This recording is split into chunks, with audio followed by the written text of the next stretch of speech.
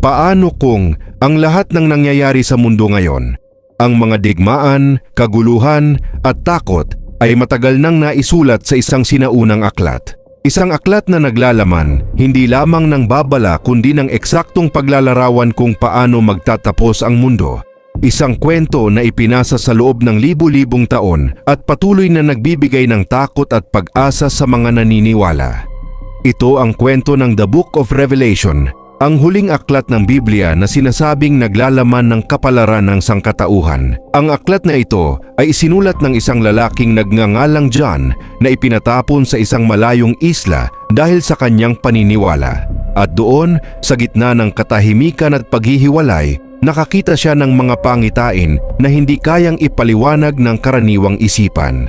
Mga eksenang puno ng simbolismo, halimaw, digmaan at pagbagsak ng mundo na tila isang pelikula. Ngunit ayon sa kanya ay isang mensahe mula sa mas mataas na kapangyarihan. Sa kanyang pangitain, nakita niya ang isang misteryosong aklat na nakasara ng 7 selyo. At ang bawat selyo ay kumakatawan sa isang yugto ng kapahamakan na darating sa mundo. At habang isa-isa itong nabubuksan, unti-unting inilalantad ang mga pangyayaring magdadala ng kaguluhan at takot sa buong sangkatauhan. Sa pagbukas ng unang selyo, lumitaw ang isang mananakop na nagdadala ng kapangyarihan at pananakop. Kasunod nito ay ang ikalawang selyo na nagdala ng digmaan at walang katapusang labanan. Ang ikatlong selyo na nagdulot ng matinding gutom. At ang ikaapat na selyo na nagpakawala ng kamatayan na kumitil ng napakaraming buhay. 4 na puwersa na kilala bilang mga saksi ng katapusan. At ang mga nilalang na ito ay tinawag ng marami bilang 4 Horsemen of the Apocalypse at bawat isa ay kumakatawan sa isang puwersang kayang magpabagsak ng mundo. At hanggang ngayon ay may mga naniniwala na ang kanilang presensya ay hindi lamang simbolo kundi isang babala na maaaring unti-unti nang nagkakatotoo sa ating panahon. Ngunit mas lalong naging misteryoso ang kwento nang lumitaw ang isang numero na hanggang ngayon ay kinatatakutan ng marami, ang 666 na tinatawag na Mark of the Beast. Isang simbolo ng kapangyarihan at kontrol na ilalagay sa mga tao at ang sinumang walang marka ay hindi makakabili, hindi makakapagbenta at hindi makakapamuhay ng normal sa bagong sistema.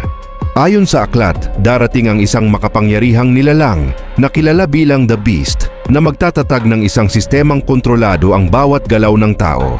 Isang ideya na noon ay tila imposibleng mangyari ngunit sa modernong panahon ay nagiging mas madaling isipin dahil sa teknolohiya at digital systems na unti-unting kumukontrol sa ating pang-araw-araw na buhay.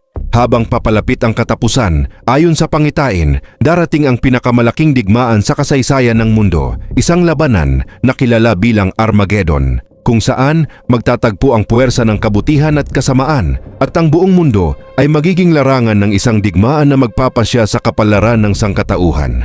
Sa gitna ng kaguluhan at pagkawasak, ipinangako rin sa aklat na may darating na tagapagligtas na magtatapos sa kasamaan at magdadala ng hustisya. At pagkatapos ng lahat ng ito ay sisilang ang isang bagong mundo, isang lugar na walang sakit, walang luha at walang kamatayan, isang bagong simula para sa mga mananatiling tapat.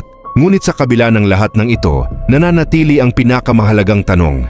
Ito ba ay isang simbolikong kwento lamang o isang tunay na babala para sa hinaharap? At habang patuloy nating nakikita ang kaguluhan sa mundo, mas lalong nagiging misteryoso kung ang mga pangyayaring ito ay nagsimula na ba o paparating pa lamang. Kung gusto mong tuklasin pa ang mga misteryo at real-world connections ng Revelation, abangan ang susunod na episode dahil mas malalim pa ang ating iha-highlight at mas maraming sikreto ang bubunyag.